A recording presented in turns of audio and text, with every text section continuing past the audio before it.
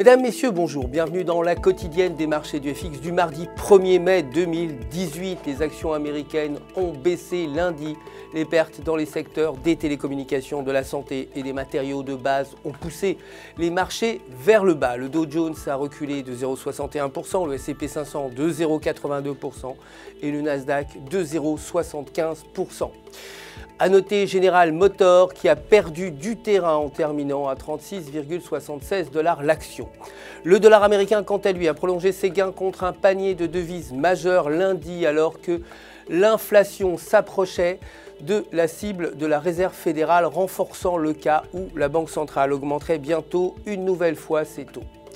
Côté matières premières, l'or a clôturé en baisse à 1313 $ l'once et le pétrole brut a augmenté alors que la perspective de nouvelles sanctions américaines contre l'Iran s'est intensifiée après que le Premier ministre israélien Benjamin Netanyahou ait révélé des dossiers selon lesquels l'Iran continuerait de développer des armes nucléaires. Côté devises à présent, l'euro s'est déprécié face au dollar en clôturant à 1,2055 $ sur le graphique de 8 heures. La paire est passée sous le niveau de support situé à 1,2170 et avec l'indicateur RSI en dessous de 50, nous pourrions voir la paire tomber vers les 1,1950. En revanche, si la paire franchit de nouveau ce niveau, elle pourrait augmenter vers 1,2240.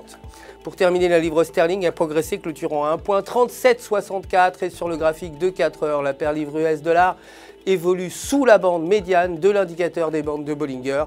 Rester sous ce niveau pourrait faire chuter la paire vers 1,3650, tandis qu'un franchissement de la bande interne pourrait amorcer un retournement vers 1,3900.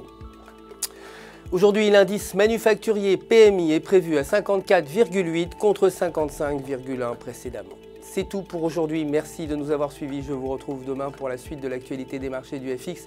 En attendant, n'oubliez pas de vous connecter sur www.ufx.com pour tous vos besoins de trading. Et vous le savez, pour retrouver votre gestionnaire de compte personnel qui répondra à toutes vos questions. Toute l'équipe se joint à moi pour vous souhaiter une excellente journée de trading.